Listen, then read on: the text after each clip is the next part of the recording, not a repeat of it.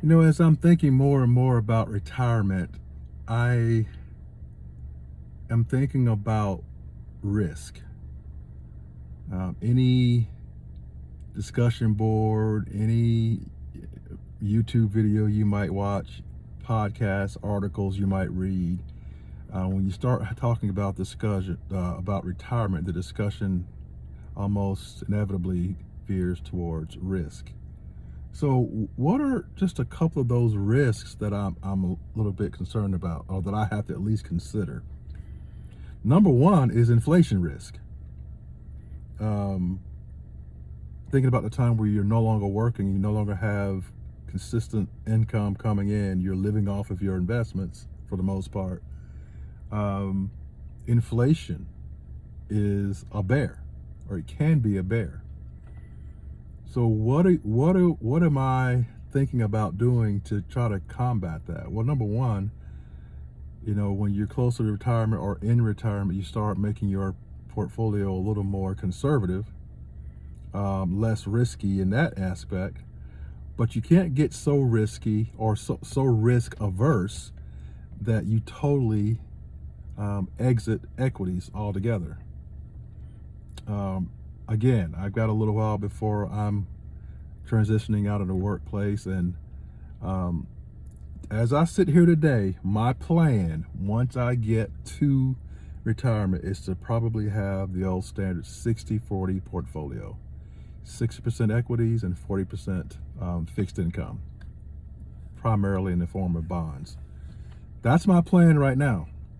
Because again, just because you're in retirement, you don't totally exit the equities market because, again, that risk that I mentioned, inflation.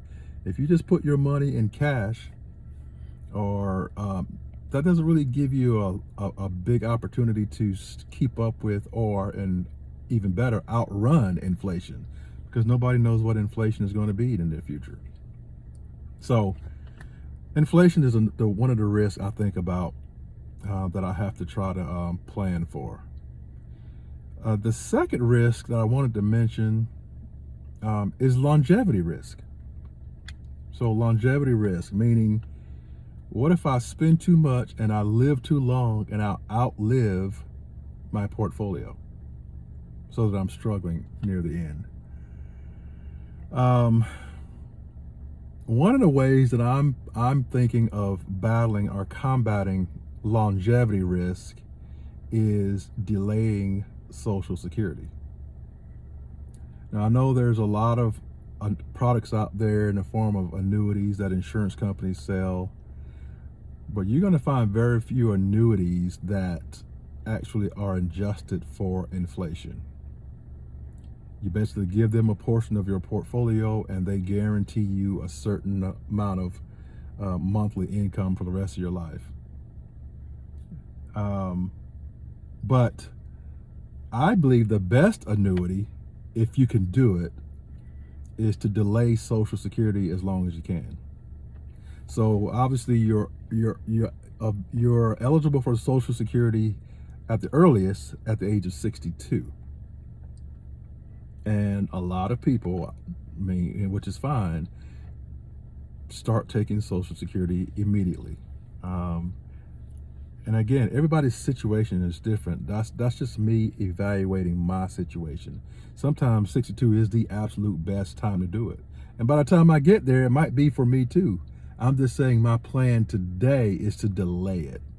Because every year I delay Social Security, it bumps up my benefit by 8%.